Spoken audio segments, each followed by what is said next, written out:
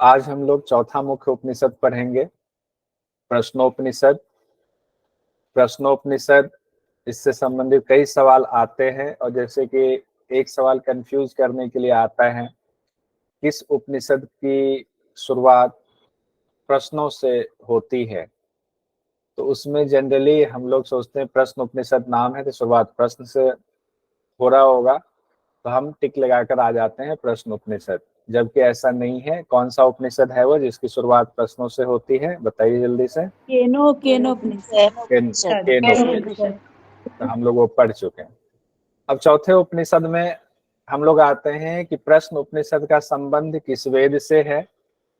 तो हम लोगों ने फॉर्मूला याद किया था, उस फॉर्मूला के हिसाब से शुक्ला जी, उसके बाद सामवेद, शुक्ला जी शाम को कृष्ण कृष्ण जपते हैं और फिर अथर्ववेद की बारी आती है।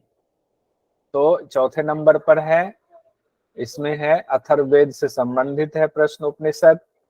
अथर्ववेद में भी जैसे कि पहले भी बात हुई है, एक वेद में कई ऋषि मुनियों का योगदान रहा है। इसमें पिपलाद ऋषि का भी बहुत बड़ा योगदान रहा है।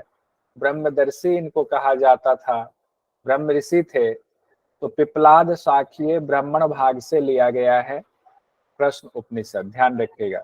पिपलाद शाखा के ब्राह्मण भाग से लिया गया है, अथर्ववेद के अंतर्गत है ये। तो पिपलाद ऋषि को उनका नाम याद रखेंगे। प्रश्न उपनिषद में बहुत ही सुंदर आध्यात्मिक कहानी है। वो आध्यात्मिक कहानी कुछ इस तरह से है, जैसे कि हम लोग जानते हैं कि उपनिषद में ब्रह्म विद्या के बारे में बताया हुआ है। अब जब ब्रह्म विद्या के बारे में बताया हुआ है तो 6 ऋषि कुमार के मन में ये जिज्ञासा हुई कि हमें ब्रह्म ज्ञान चाहिए, हम ब्रह्म के बारे में जानना चाहते हैं। हमने अपनी शिक्षा ले ली, वेद पढ़ लिया, लेकिन जो व्यवहारिक ज्ञान हमारा ब्रह्म के बारे में है या आध्यात्मिक ज्ञान जो हमें ब्रह्म के बारे में चाहिए, वो अभी तक हमें नहीं मिल पाया है। तो वो 6 ऋषि या ऋषि पुत्र कह ले या उस समय के छात्र कह लें आप, वे 6 के 6 एक साथ जिज्ञासा के साथ बाहर निकले, ब्रह्म ज्ञान पाना चाहते थे।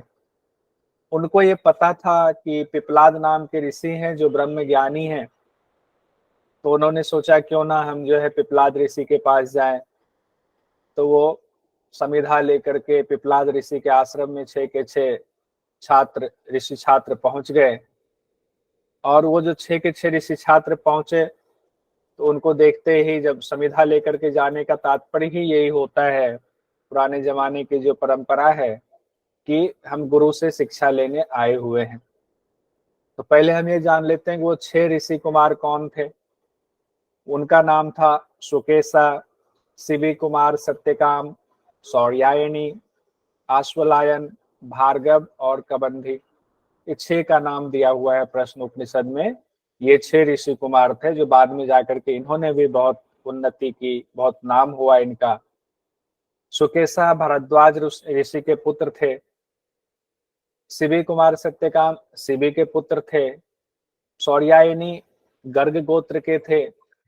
अश्वलायन कौशल देश के थे, हैं क्या हैं, कौशल देश से संबंधित थे। भार्गव विदर्भ निवासी थे। कबंधी कत्त ऋषि के प्रपौत्र थे। अब ये 6 के 6 पहुंचे हैं पिपलाद ऋषि के पास। पिपलाद ऋषि ने कहा तुम लोग तपस्वी हो, वेदों को भी आपने पढ़ रखा है सबने, अब 1 साल तक मेरे आश्रम में पहले रहो, ब्रह्मचर्य का पालन करो, तपस्या करो, फिर तुम्हारे जो सवाल होंगे वो पूछना। अब ये लोग तो चाहते थे कि इनको जो है ब्रह्म ज्ञान मिल जाए, लेकिन ब्रह्म ज्ञान इनको नहीं मिला। पहले उनसे कहा गया कि 1 साल तक आप आश्रम में रहें, उसके बाद आप जो भी आपके सवाल हैं सवाल पूछे ब्रह्म से संबंधित। 1 साल तक सभी 6 ऋषि ने पिपलाद मुनि के निर्देश में ब्रह्मचर्य का पालन किया, तपस्या की। और जब 1 साल पूरा हो गया तो अब जो है उनकी जिज्ञासा को शांत करने का समय आया। एक एक करके सबने सवाल पूछा और उनके सवालों का जवाब पिपलाद ऋषि ने दिया है। वो जो 6 ऋषि पुत्र थे वो सवाल पूछ रहे हैं पिपलाद ऋषि से तो उसका सीक्वेंस है कि किसने कैसे सवाल पूछा, पहला सवाल किसने पूछा, दूसरा सवाल किसने पूछा, ये थोड़ा इंपॉर्टेंट है। इसका भी मैंने एक फॉर्मूला बनाया है, उससे आपको पता चल जाएगा पहला सवाल किसका है, दूसरा सवाल किसका है। पहला सवाल है कबंधी का। वो पूछते हैं जिससे ये सभी जीव नाना रूपों में प्रकट होते हैं, जो इसका सुनिश्चित कारण है वो कौन है। पहला सवाल ये पूछा गया, जीवों की उत्पत्ति के बारे में बताइए। दूसरा सवाल भार्गव जी ने पूछा, कुल कितने देवता प्रजा को धारण करते हैं, कौन कौन प्रकाशित करते हैं, और उनमें भी सर्वश्रेष्ठ कौन है। फिर तीसरा सवाल अश्वलायन जी ने पूछा, उन्होंने 6 सवाल पूछा। यह प्राण किससे उत्पन्न होता है, जब ऊपर बात आई ना कि कौन कौन देवता धारण करते हैं, सर्वश्रेष्ठ कौन है, तो इसका आंसर जब प्राण में आया तो उसके बाद अश्वलायन जी ने पूछ दिया प्राण से जुड़ी हुई चीजें। प्राण किससे उत्पन्न होता है, शरीर में कैसे आता है, खुद को कैसे विभक्त करता है, किस प्रकार प्रतिष्ठित करता है अपने आप को, कैसे शरीर से फिर बाहर निकलता है, बाह्य जगत को कैसे धारण करता है, शरीर के भीतर के जगत को कैसे धारण करता है। फिर चौथा प्रश्न सौर्यायनी ने पूछा और उन्होंने 5 प्रश्न पूछे। चौथा प्रश्न सौर्यायनी का है, लेकिन सौर्यायनी जी 5 प्रश्न अपने एक ही में 5 प्रश्न पूछते हैं। इस मनुष्य शरीर में कौन कौन सोता है, इनमें कौन कौन जागता है, कौन से देवता स्वप्न की घटनाओं को देखता है, यह सुख किसको होता है।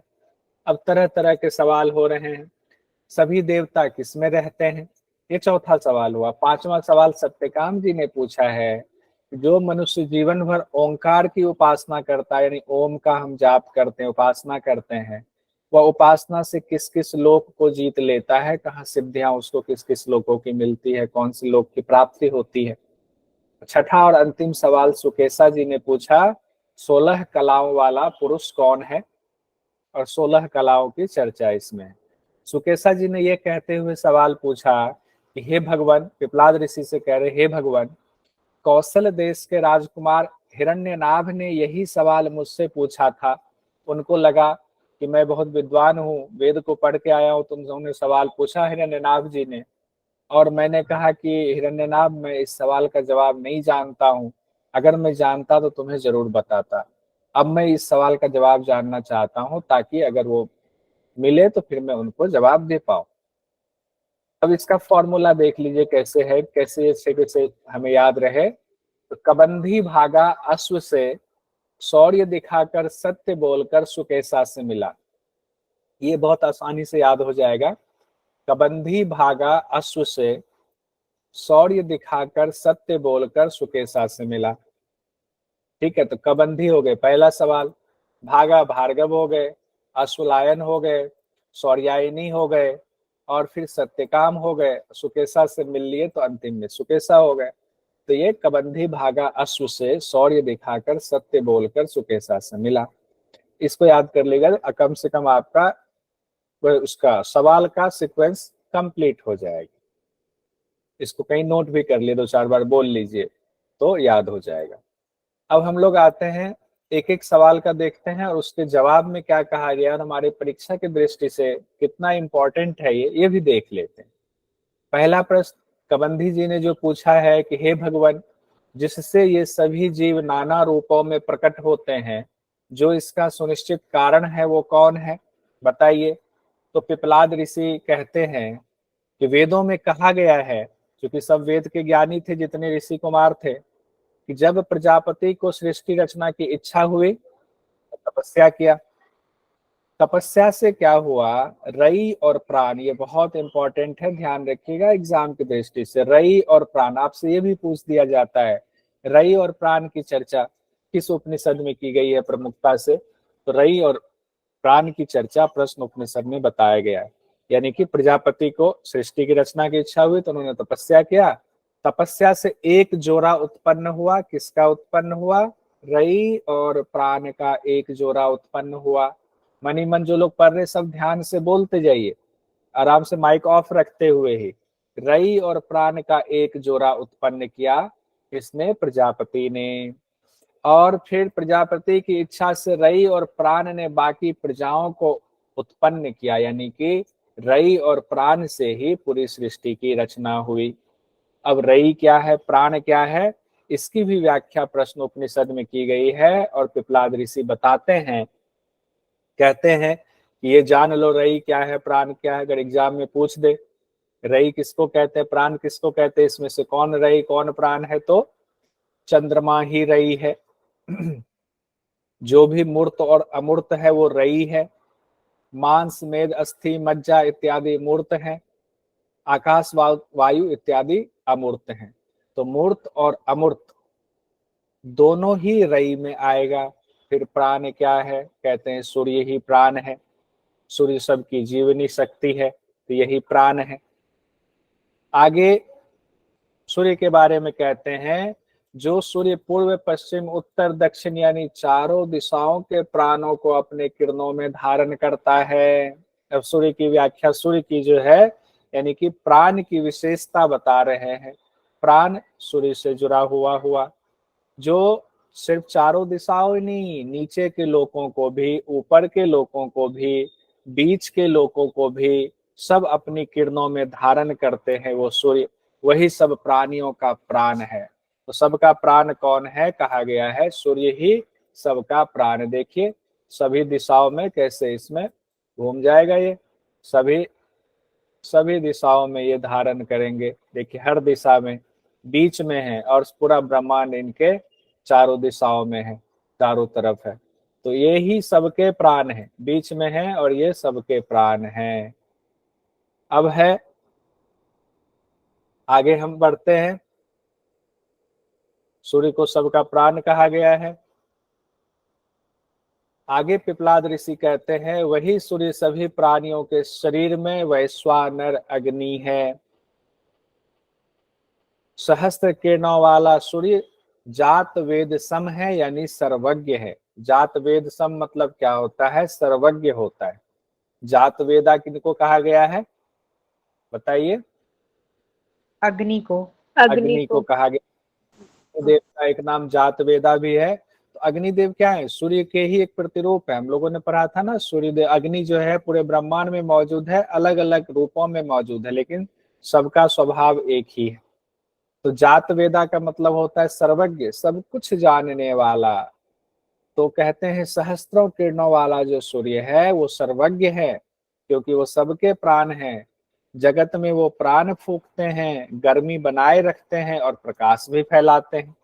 सबके लिए करते हैं, वो ये नहीं देखते हैं कौन दुष्ट है कौन नहीं है, कौन चोर है कौन नहीं है। अब उस ब्रह्म की और व्याख्या कहा जा रहा है, जो ब्रह्म की बात हो रही है, कैसे सृष्टि की रचना हुई इसकी चर्चा हो रही है। कहते हुआ प्रजापति ही संवत्सर है, यानी एक तरह से बता दिया जा रहा है कि सब कुछ प्रजापति ही है। संवत्सर मतलब क्या होता है, एक साल को संवत्सर कहते हैं। एक साल के 2 अयन होते हैं, हम लोग आयुर्वेद में भी हम जानते हैं, आप लोग मास्टर करके आए हुए हैं योग में। तो अयन 2 होता है, एक संवत्सर उसके 2 अयन, 2 अयन दक्षिणायन उत्तरायण होता है। 6 महीने दक्षिणायन, 6 महीने उत्तरायण, और दोनों मिला के 1 साल का एक संवत्सर होता है। अब यहाँ पर आध्यात्मिक दृष्टि से क्या है प्रश्न उपनिषद में, वो सुनिए। कहते हैं दक्षिणायन, दक्षिणम शब्द से, उत्तरम शब्द से कहा गया है प्रश्नोपनिषद में। कहते हैं मनोकामना पूर्ति के लिए जो लोग सकाम कर्म करते हैं, यज्ञ करते हैं, पूजा करते हैं, हमें ये मिल जाए, हमारा बेटा आईएएस बन जाए, आईपीएस बन जाए, या हमें कुछ चीज की प्राप्ति हो जाए, हमारी नौकरी लग जाए।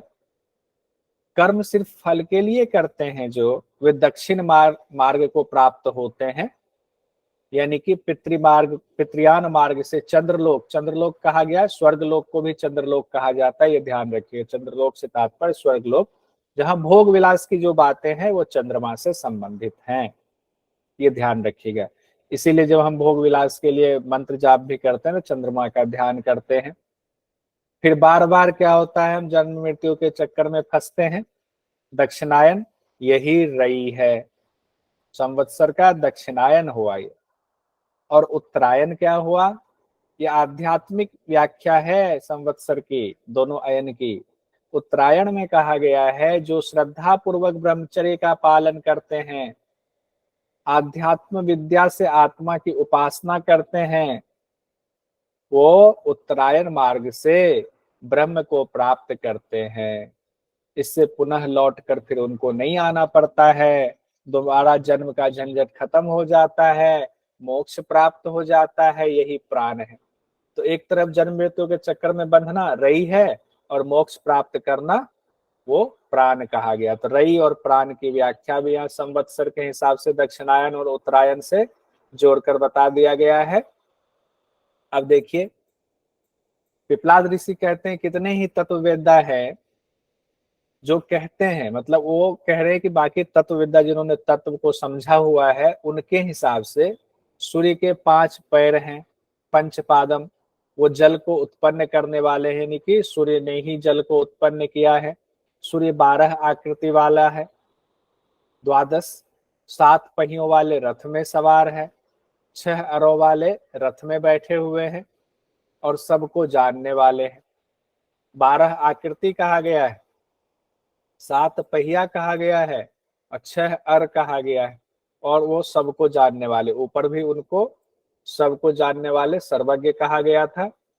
व्याख्या में जो कहा गया है, कई विद्वानों ने इसकी व्याख्या की है, 5 पैर को ही 6 ऋतु माना गया है, हेमंत और शिशिर को एक मानते हुए 5 पैर कहा गया है, 12 आकृति को 12 महीना माना गया है। ये विद्वानों की व्याख्या है, ये उसमें नहीं है, ध्यान रखिएगा, मंत्र में, प्रश्न उपनिषद के मंत्र में नहीं है ये, बस व्याख्या जो विद्वानों ने किया है वो है।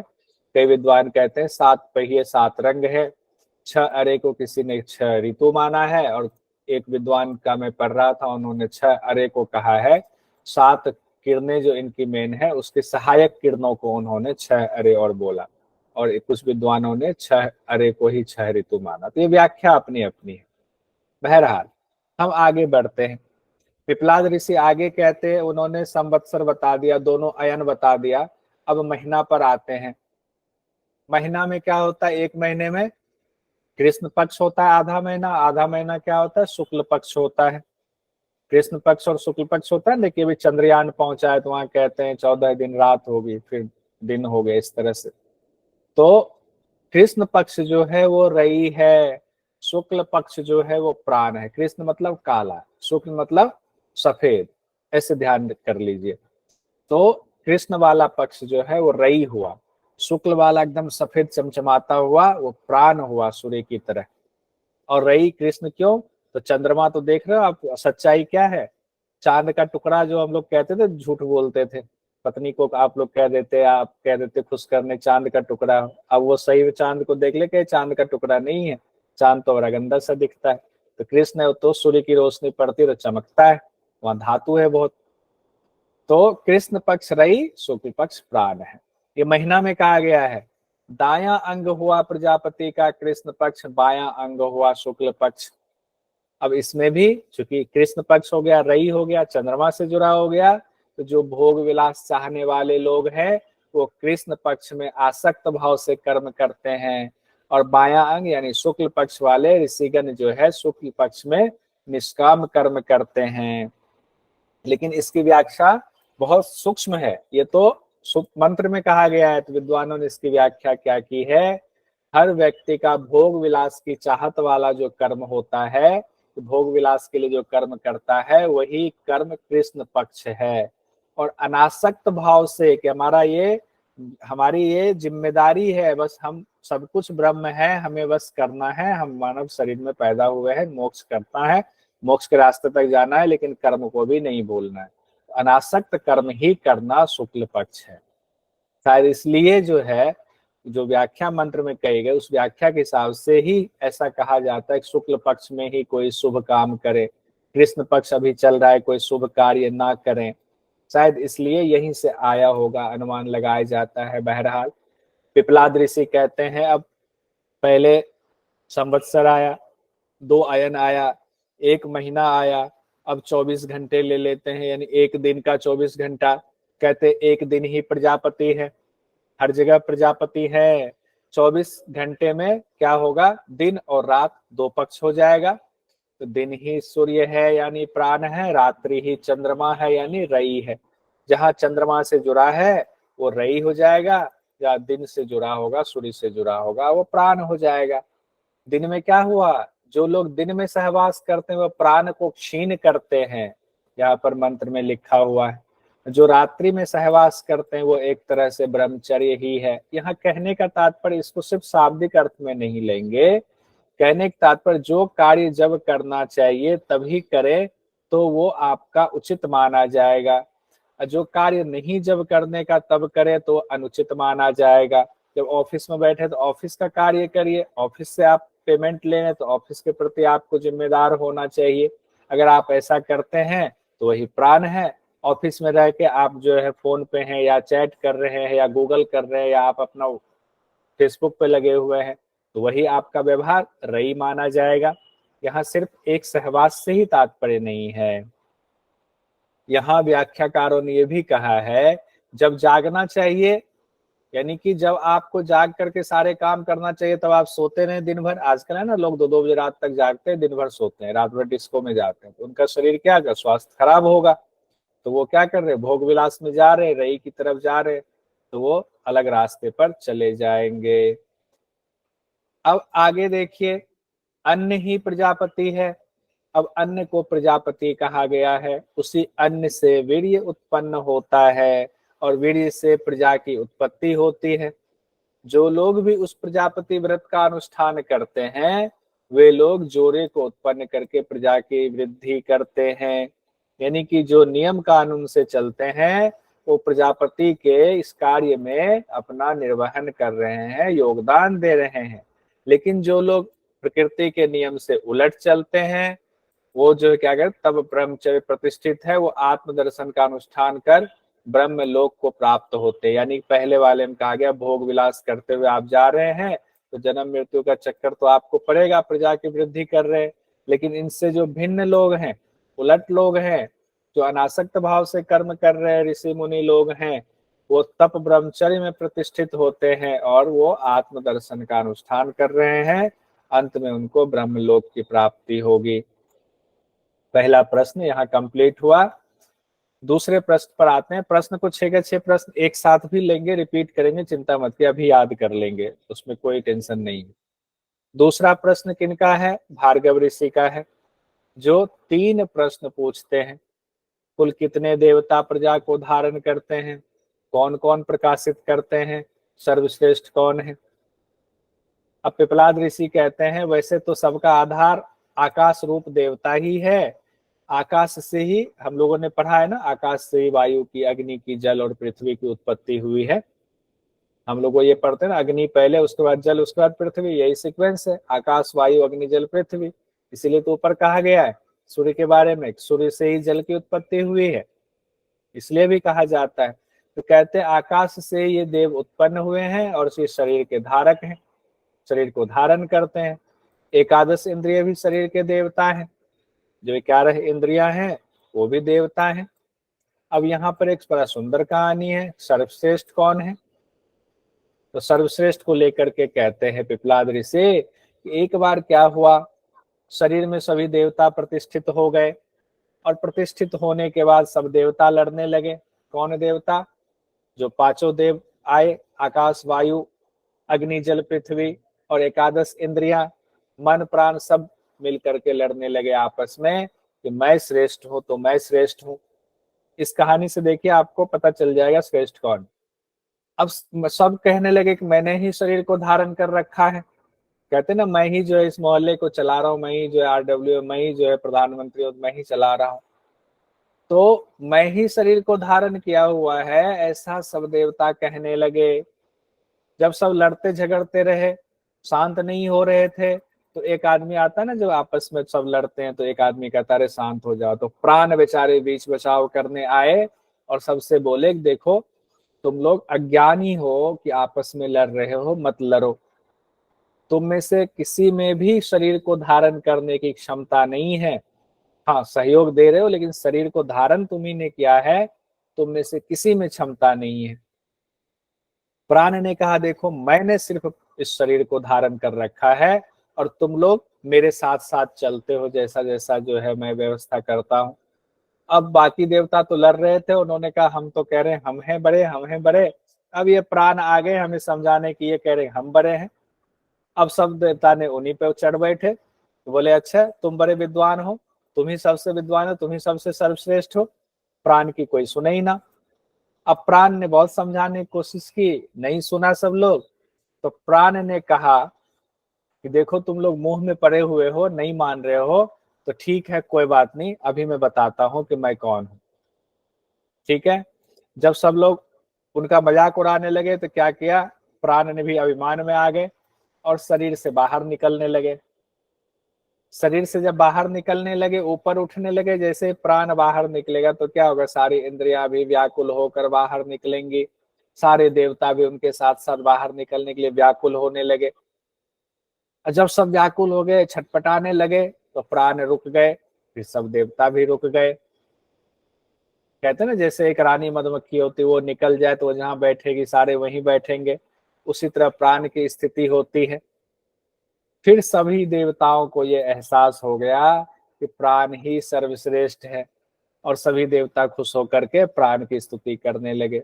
तो आंसर क्या हुआ, प्रश्नोपनिषद के मुताबिक कौन से देवता सर्वश्रेष्ठ हैं, तो प्राण देवता सर्वश्रेष्ठ है।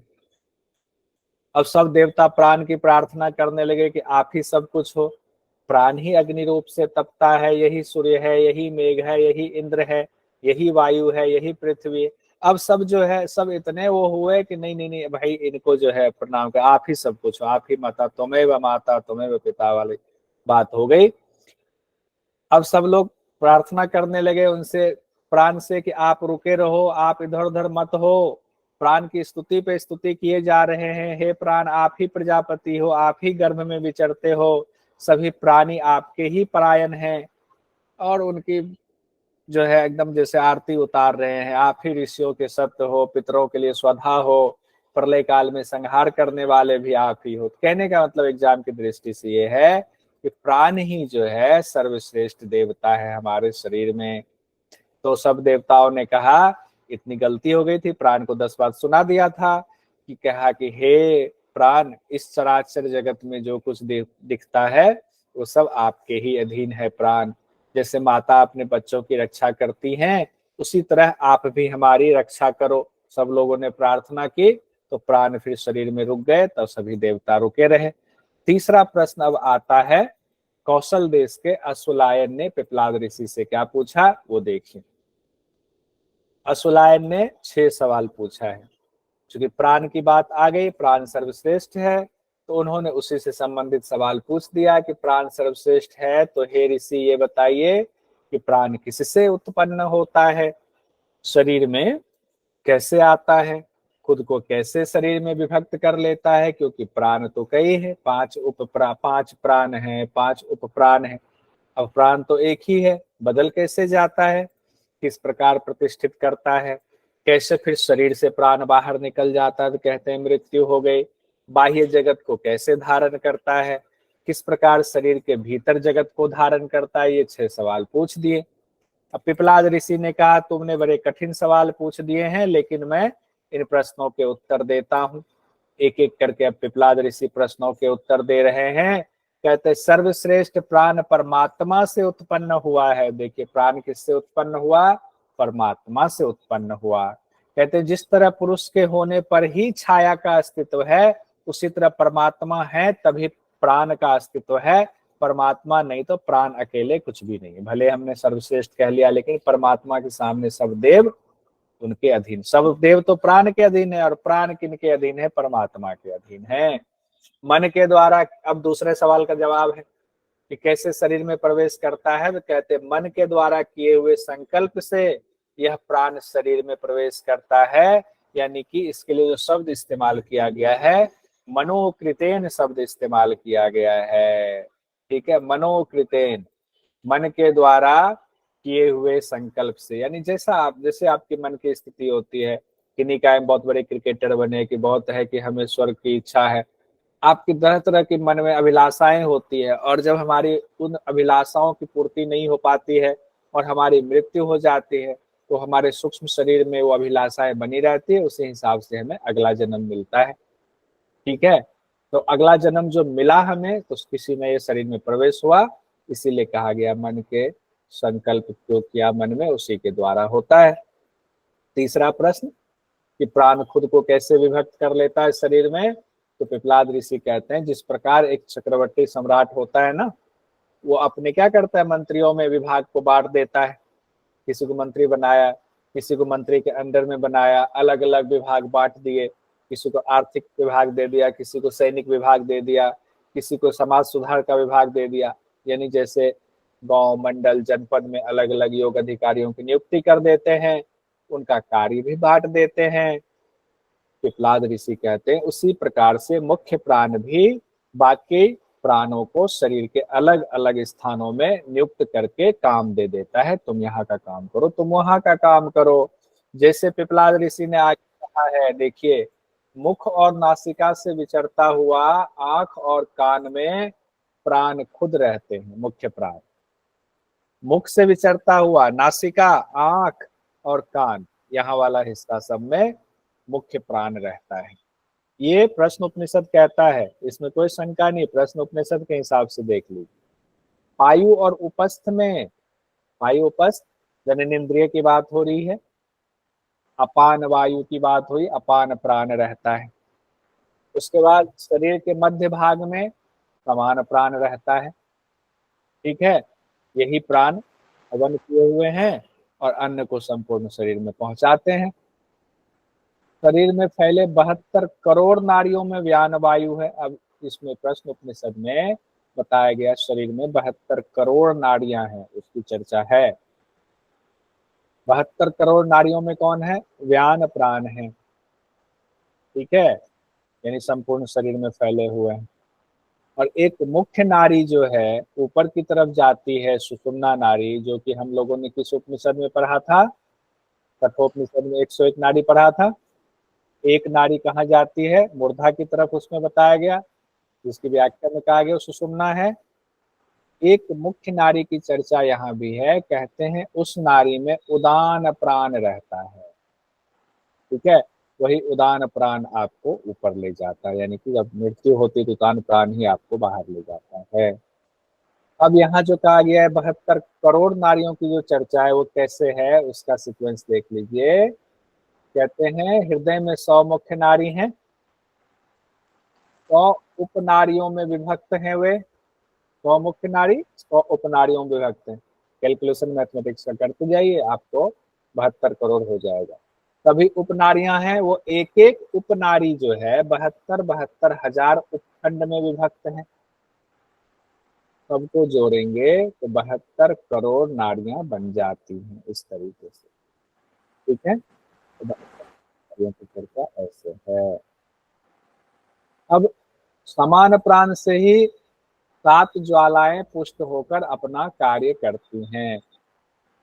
ठीक है, अब ये एक अगर आ जाए कि समान प्राण से ही कितनी ज्वालाएं प्रकट होती हैं, तो 7 ज्वालाएं, सप्तार्चिस शब्द का इस्तेमाल किया गया है। 7 ज्वालाएं पुष्ट होकर अपना अपना कार्य करती हैं। अब आगे बढ़ते हैं, पीडीएफ आपको मिल जाएगा, चिंता की बात नहीं है। अब व्यान प्राण के बारे में कहा गया, पिपलाद ऋषि कहते हैं यह प्रसिद्ध जीवात्मा हृदय प्रदेश में रहता है। जीवात्मा का स्थान बता दिया गया हृदय प्रदेश।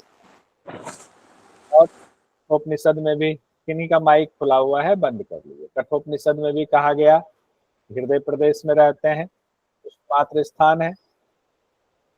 ठीक है, उस हृदय में मूल रूप से 100 नाड़ियों का समूह है। हृदय में मूल रूप से कितने नाड़ियों का समूह है? 100 नाड़ियों का समूह, जो ऊपर हमने पढ़ा 100 मुख्य नाड़ियां हैं। उनमें से एक एक नाड़ी की 100 शाखाएं हैं, और प्रत्येक शाखा की 72,072 जगह प्रति शाखाएं हैं। यानी कुल मिलाकर कितने हो गए? 72 करोड़। इन सभी में क्या है? व्यान वायु, जो ऊपर हम लोगों ने पढ़ा। एक बार और अच्छे से व्याख्या हो गई इसकी। उदान का स्थान और कार्य क्या है? 72 करोड़ नाड़ियों से भिन्न भी एक नाड़ी है, तो 72 करोड़ एक हो गया, जो हृदय से निकलकर ऊपर की ओर जाती है। कठोपनिषद में ये भी यही कहा गया। उसी में उदान वायु ऊपर की ओर विचरती है। ठीक है, अश्वलायन के 3 प्रश्नों का उत्तर पूरा हुआ। चौथा प्रश्न अश्वलायन का क्या था? शरीर कैसे शरीर से बाहर निकलता है?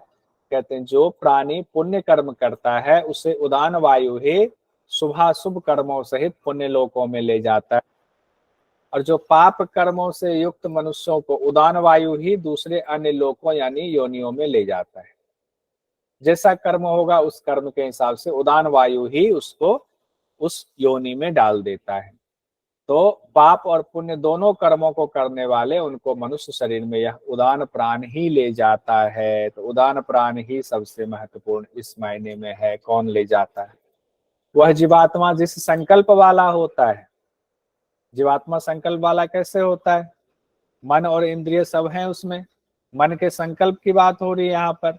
उस संकल्प के, क्योंकि जीवात्मा मन को अपना मान लेता है, संकल्प के साथ मुख्य प्राण में स्थित हो जाता है, तब मुख्य प्राण तेज से युक्त होकर विभिन्न योनियों में भेज देती है। लेकिन ये जिम्मेदारी किसको दी गई है? उदान प्राण को दी गई है। अब अश्वलायन का 5वां जो प्रश्न है, बाह्य जगत को कैसे धारण करता है, तो सूर्य से संबंधित कहा है। सूर्य ही सबका बाह्य प्राण है, ऊपर भी हम लोगों ने पढ़ा। या मुख्य प्राण ही शरीर के बाह्य अंगों को पुष्ट करता है, यही आंख आदि को देखने की शक्ति प्रदान करता है। और यही प्राण जो है किस प्रकार शरीर के भीतर के जगत को धारण करता है, तो भीतर के और बाहर के सूर्य बनकर के ही भीतर के जगत को भी और बाह्य जगत को भी धारण करता है। पृथ्वी में जो अपान वायु की शक्ति रूपी देवता है, वह अपान वायु को टिकाए रखती है। और पृथ्वी और स्वर्ग के बीच जो आकाश है, वह समान वायु का बाह्य स्वरूप है। यानी कि जो वायु अंदर है वही वायु बाहर भी है, उसका स्वरूप अलग अलग। जैसे एक प्राण विभक्त हो रहे हैं, वैसे ही हर वायु हर प्राण का बाह्य स्वरूप भी है, आंतरिक स्वरूप भी है। वह बाहरी अंगों को अवकाश देकर इसकी रक्षा करते हैं और शरीर के भीतर रहने वाले वायु को अवकाश देकर विचरने देता है, जिससे कान सुनने में समर्थ होता है। यानी कि हमारे अंदर भी आकाश मौजूद है। आकाश में विचरने वाली वायु ही व्यान का बाह्य रूप है। ठीक है, जो गर्मी है वही उदान का बाह्य रूप है। यानी सूर्य से संबंधित तेज की बात कह दी गई, वही उसका बाह्य रूप है। वो शरीर की गर्मी को बरकरार रखता है। लेकिन जिसके शरीर का तेज शांत हो गया, कहते हैं ना शरीर ठंडा पड़ गया, मृत्यु हो रही है, तब शरीर की गर्मी शांत होती है, क्या होता है? जीवात्मा मन में विलीन हुई इंद्रियों के साथ उदान वायु को लेकर पुनर्जन्म को प्राप्त होता है, निकल गए शरीर से बाहर। इस प्रकार जो विद्वान प्राण के इस रहस्य को समझ लेता है, उसकी संतान परंपरा कभी खत्म नहीं होती है। अब पिपलाद ऋषि से चौथा प्रश्न कौन पूछ रहा है? गर्ग गोत्र के सौर्यायनी ऋषि पूछ रहे हैं। सौर्यायनी ऋषि पूछ रहे हैं कि इस मनुष्य शरीर में कौन कौन सोता है, कौन कौन जागता है, कौन से देवता स्वप्न की घटनाओं को देखता है, यह सुख किसको होता है, सभी देवता किसमें स्थिर रहते हैं। ये क्वेश्चन एग्जाम में पूछ दिया जाता है। प्रश्न उपनिषद के हिसाब से मनुष्य शरीर में कौन सोता है या कौन जो है स्वप्न देखता है, किसको सुख की अनुभूति होती है, तो ये जानना जरूरी है। पिपलाद ऋषि जवाब दे रहे हैं कि गहरी नींद के समय शरीर के सब देवता मन रूप देव में मिल जाते हैं। सब जितने देवता एकादश इंद्रिय वगैरह सब मन में मिल जाते हैं, और उस समय सभी इंद्रियों का कार्य बंद हो जाता है, सभी देवों का कार्य बंद हो जाता है। अब एग्जाम में हो सकता है सिर्फ मन दे दे या लंबा देगा, तो सभी इंद्रियां सहित मन दे सकता है। अगर नहीं है तो मन ही जो है सोता है, ये दे देंगे। सभी देवता मन में चले गए, मन सो गए। ये ध्यान रखें, एग्जाम में एमसीक्यू में किसी भी तरीके से सवाल आ सकता है। कौन कौन जागता है, जिस कलर के हिसाब से जो है उसका आंसर वो है। मनुष्य शरीर रूपी इस नगरी में 5 प्राण रूप अग्नियां ही जागती हैं। तो कौन जागती हैं? पांचों जो प्राण रूप अग्नियां हैं। अगर एग्जाम में सिर्फ एक शब्द दे दे तो प्राण ही जागता है। ठीक है, कौन जागता है? तो प्राण जागता है। प्राण रूपी अग्नि में प्राण की ही आहुति चलती रहती है, यज्ञ चलता रहता है। भले ही सोए हुए हैं हम, लेकिन प्राण में ही प्राण की आहुति होती रहती है। श्वास का पूरक रेचक हवि है, ये ध्यान रखिएगा। समान वायु हवि को शरीर में हर जगह पहुंचाता है। क्या कहा गया है? पिपलाद ऋषि ने कहा है हवि कौन हो गया? पूरक रेचक हवि है। होता कौन हो गया? समान वायु होता है, जिसको ऋत्विक कहते हैं। यजमान कौन हो गया? मन जो है यजमान है। यज्ञ का फल क्या है? उदान द्वारा अगली योनि में जो भी आप कर्म कर रहे हो उसका उदान द्वारा अगली योनि मिलेगा।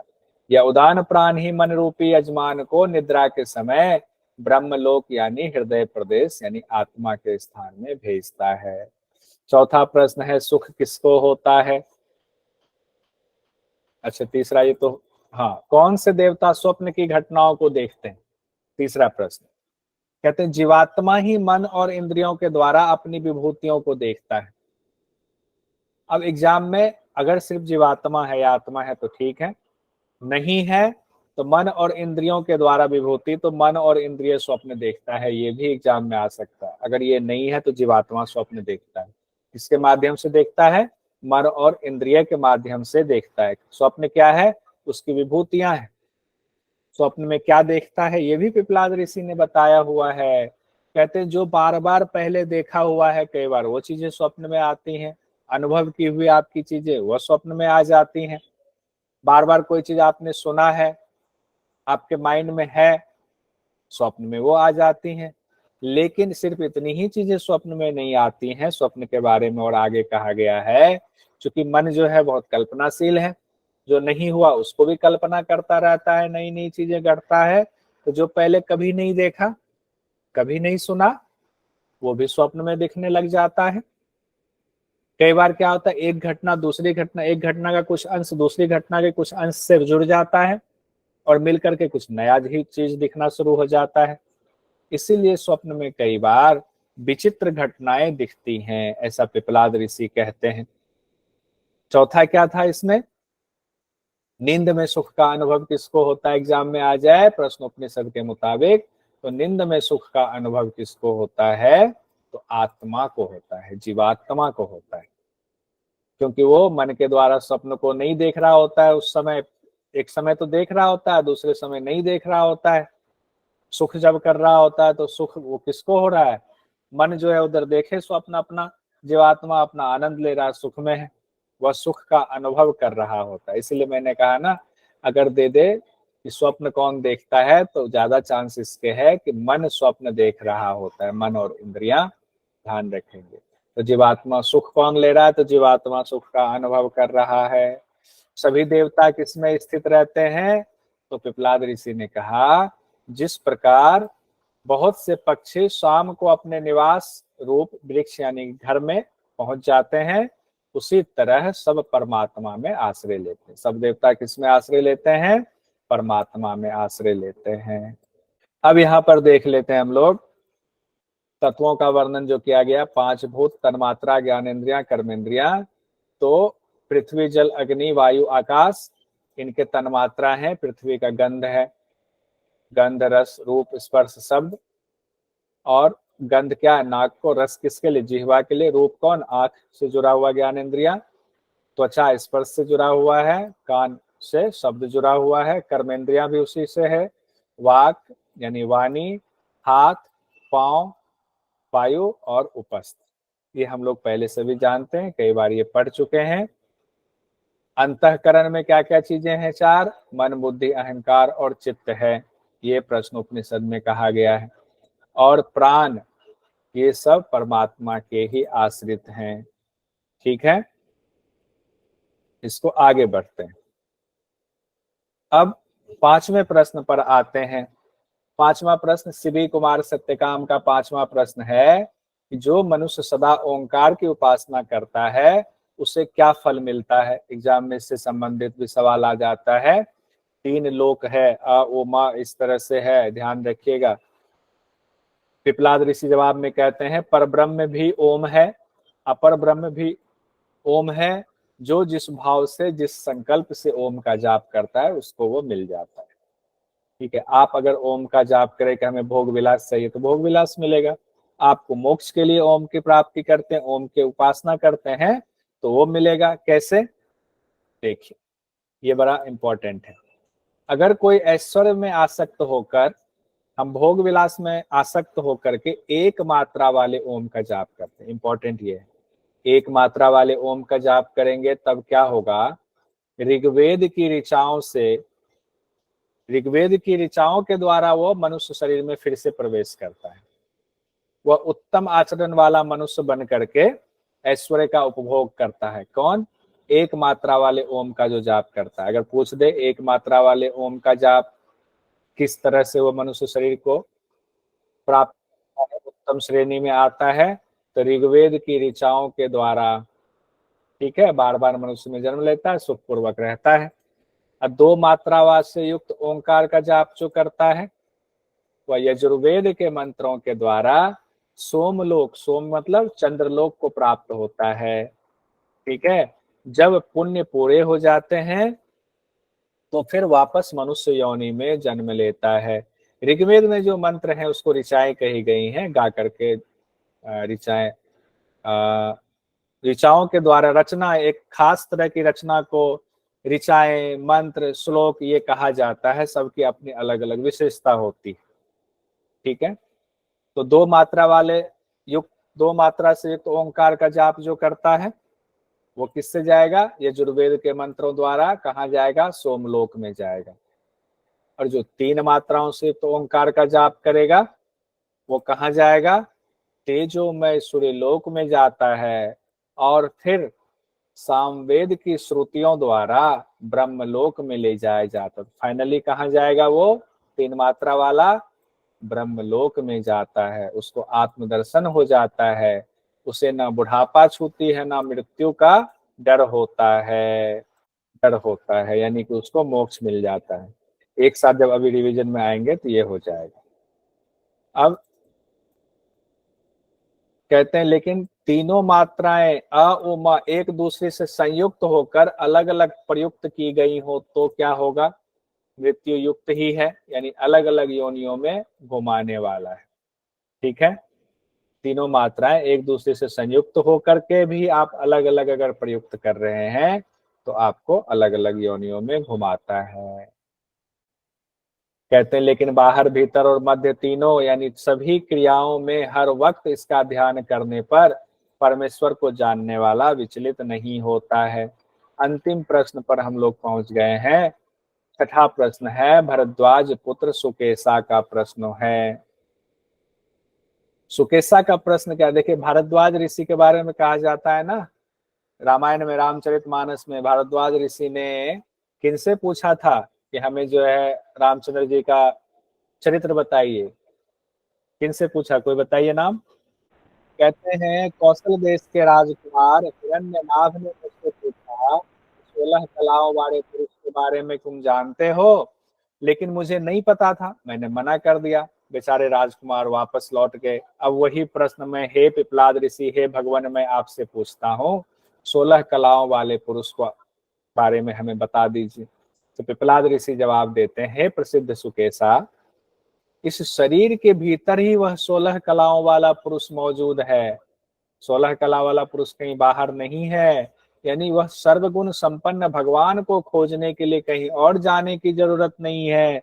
इस शरीर में ही वो भगवान मौजूद है। यानी 16 कला बताने के लिए सृष्टि का क्रम बताया गया है। क्या क्रम बताया गया है? कहते हैं सृष्टि की रचना की शुरुआत में परम पुरुष परमेश्वर ने विचार किया कि मैं जिस ब्रह्मांड या सृष्टि की रचना करना चाहता हूं उसमें कौन कौन से तत्व डाले जाएं। जो 16 कला की बात आएगी, कौन कौन से तत्व डाले जाएं और फिर मैं उसमें रहूं कि ना रहूं।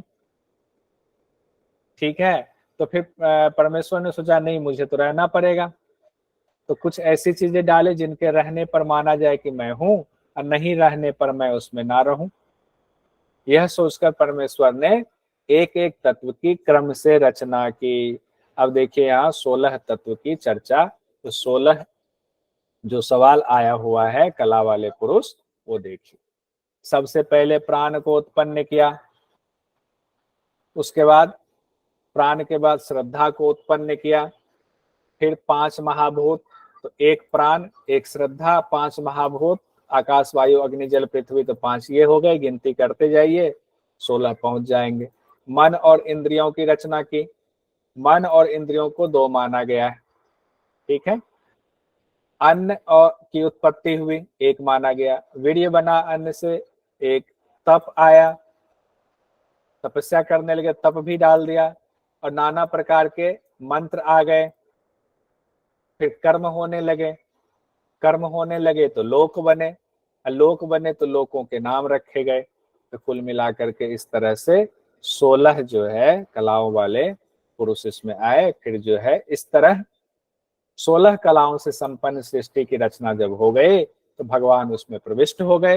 यानी हृदय में परम देव को जान लेना ही 16 कलाओं से युक्त पुरुष को जान लेना है। आत्मदर्शन कर लीजिए, 16 कला से युक्त पुरुष के दर्शन हो जाएंगे। प्रलय का दृष्टांत भी बताया गया है प्रश्नोपनिषद में, जो पिपलाद ऋषि बता रहे हैं। कहते हैं जैसे नदियां समुद्र में मिल जाती हैं, फिर नदियों के नाम का कोई अस्तित्व नहीं रह जाता है। समुद्र में मिलती है ना, गंगा सागर में जाकर के सब नदियां समुद्र ही हो जाती हैं। उसी तरह सब कुछ पुरुष में और पुरुष परमात्मा में मिल जाता है। फिर वह अकल अमृत कला रहित हो जाता है, सब कला रहित हो गया। फिर पिपलाद ऋषि ने कहा कि पर ब्रह्म के बारे में मैं इतना जानता हूं, जो कुछ जानता था हे ऋषि पुत्रों आपको सब बता दिया। फिर ये ज्ञान पाकर सभी 6 ऋषियों ने पिपलाद ऋषि की पूजा की, अपने गुरु की पूजा की और उनसे कहा हे भगवान, आप ही हमारे आध्यात्मिक पिता, वास्तविक पिता हैं, जिन्होंने हमें इस संसार से, इस समुद्र रूपी संसार से बाहर निकलने का, मोक्ष का रास्ता बताया। आपको बारंबार नमस्कार है। जो विधि विधान था उस विधि विधान से पूजा करके फिर ये लोग ब्रह्म की आराधना में लीन हो गए। अब जो इम्पोर्टेंट है वो एक बार देख लेते हैं।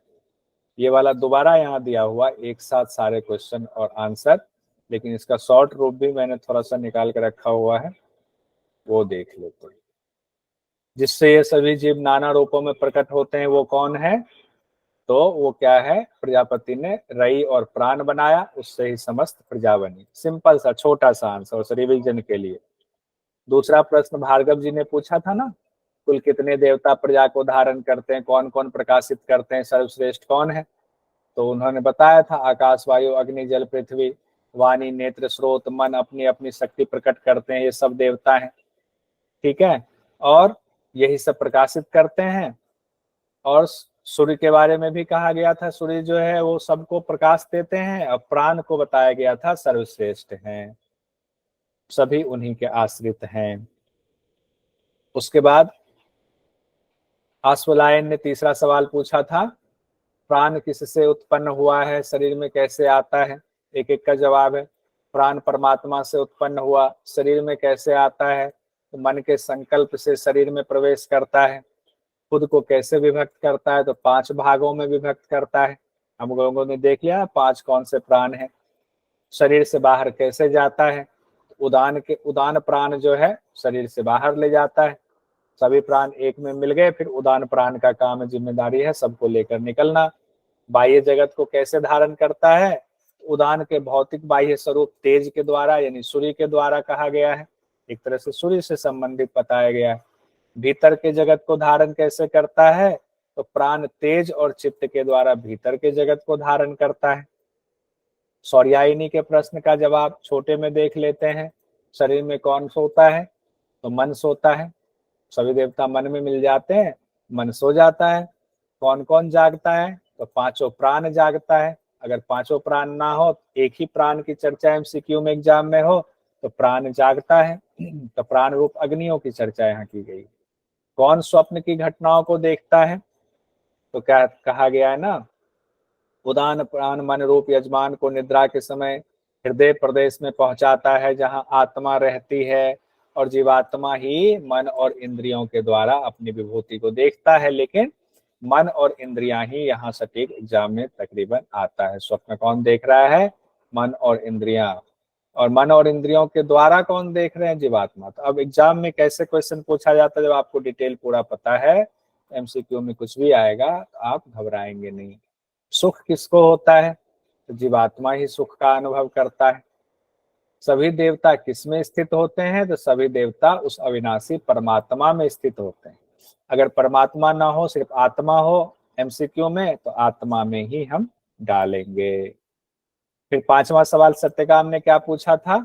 जो मनुष्य जीवन भर ओंकार की उपासना करता है कौन से लोक को जीत लेता है? तो मनुष्य लोक एक तो हुआ, एक की मात्रा की था तो मनुष्य लोक में था। फिर उसके बाद 2 में था तो चंद्रलोक, सोमलोक कहा गया था। फिर उसके बाद क्या था? 3 मात्रा में सूर्य लोक, और फिर ब्रह्म लोक में जाता है। तो इतने लोकों की चर्चा उसमें शॉर्ट में। छठा प्रश्न क्या है? 16 कलाओं वाले पुरुष की चर्चा है। 16 कलाओं वाला पुरुष मतलब इस शरीर के भीतर ही तो 16 कला है। जगाइए अपनी कलाओं को। कैसे कहा गया था?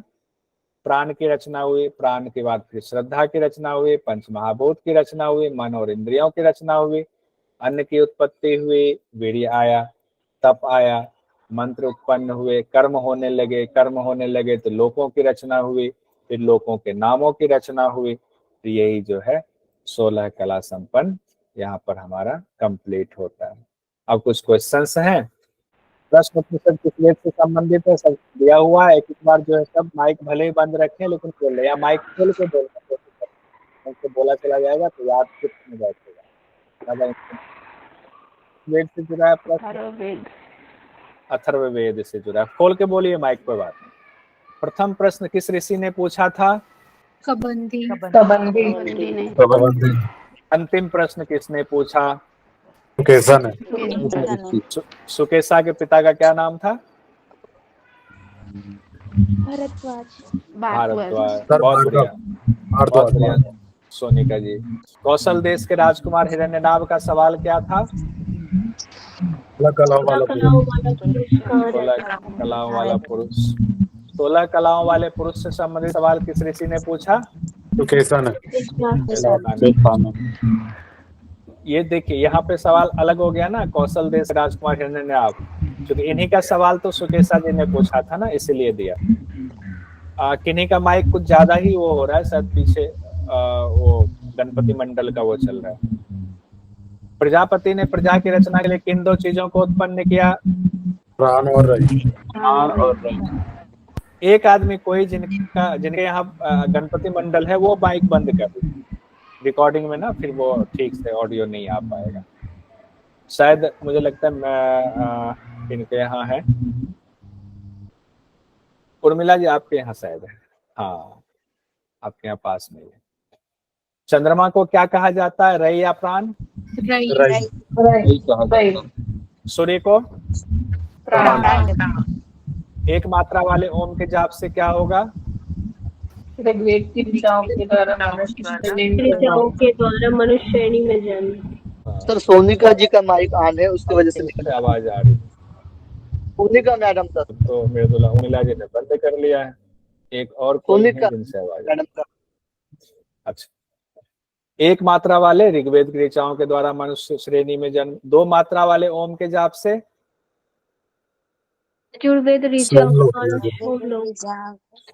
यानी चंद्रलोक या स्वर्गलोक।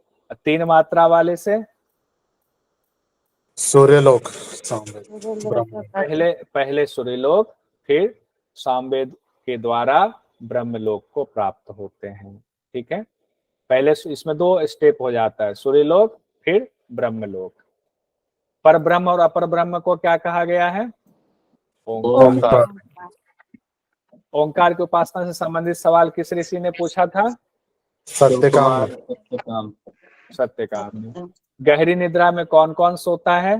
सब देवता इंद्रिय मन। एक मन ही बोले या फिर सब देवता सभी इंद्रियां मन में मिल जाते हैं और मन सो जाता है। कौन जागता है? पंच प्राण। प्राण जागता है। स्वप्न कौन देखता है? जीवात्मा। देखिए 2 चीजें हैं, जीवात्मा स्वप्न तो देख रहा है लेकिन किसके द्वारा देख रहा है? मन के द्वारा। इंद्रियों के द्वारा अपनी विभूतियों को देखा है, द्वारा अपनी विभूतियों को देखता है।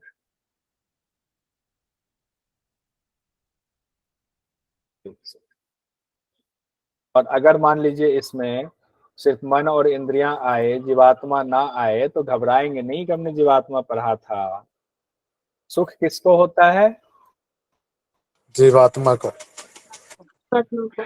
मन सहित इंद्रियों को नींद में हृदय प्रदेश में कौन ले जाता है? ये बड़ा इम्पोर्टेंट। उदान प्राण। उदान। ये प्रश्न उपनिषद में उदान प्राण की बड़ी जो है महत्ता बताई गई है, तो ध्यान रखिएगा, कभी भी क्वेश्चन ये आ सकता है। व्यान प्राण कितनी नाड़ियों में विचरण करता है? 72 करोड़। 72 करोड़ नाड़ियों में। प्राण किससे उत्पन्न होता है? परमात्मा। प्राण के बारे में सवाल किस ऋषि ने पूछा था? अश्वलायन। प्राण शरीर में कैसे प्रवेश करता है? मन के संकल्प के द्वारा। मुख्य प्राण कहाँ कहाँ रहता है?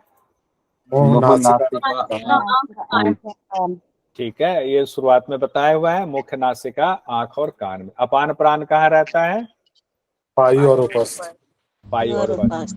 देखिए कंफ्यूजन सिर्फ एक इसी में प्राण वाले में होगी, बाकी अपान हम जानते हैं वायु उपस्थ। समान कहाँ रहती है?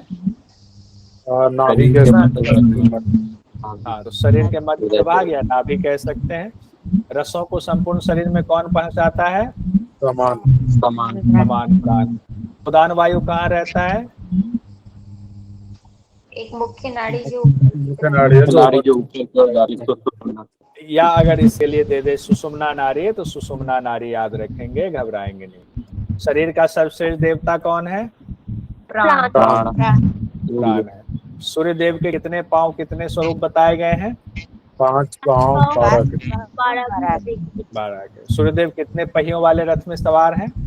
7 संवत्सर के दक्षिणायन का संबंध किससे है? भोग और मोक्ष।